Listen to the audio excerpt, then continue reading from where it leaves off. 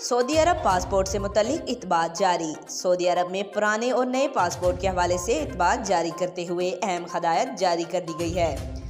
ARY news web desk के मुताबिक बैनुल-अक़वामी खबरसां इदारे की रिपोर्ट के मुताबिक पासपोर्ट के जनरल डायरेक्टोरेट की जानिब से तस्दीक की गई है कि दरख्वास्त करने के बाद मौजूदा पासपोर्ट, नए पासपोर्ट या कौमी शनाख्ती कार्ड का इस्तेमाल करते हुए सफ़र करना मुमकिन नहीं है जब तक कि पुराना पासपोर्ट फराहम ना किया जाए और नया पासपोर्ट फ़ाल ना हो जाए।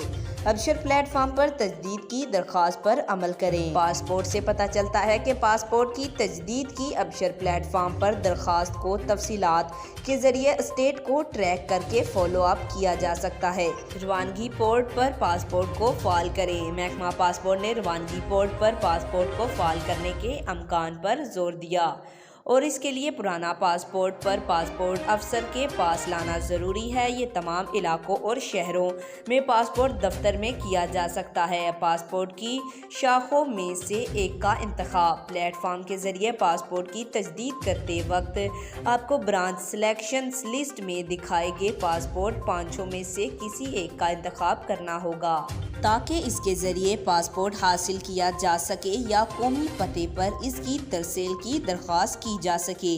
आज तक के लिए इतना ही। मज़ीद ऐसी मालूमाती वीडियो देखने के लिए हमारे चैनल को सब्सक्राइब करें।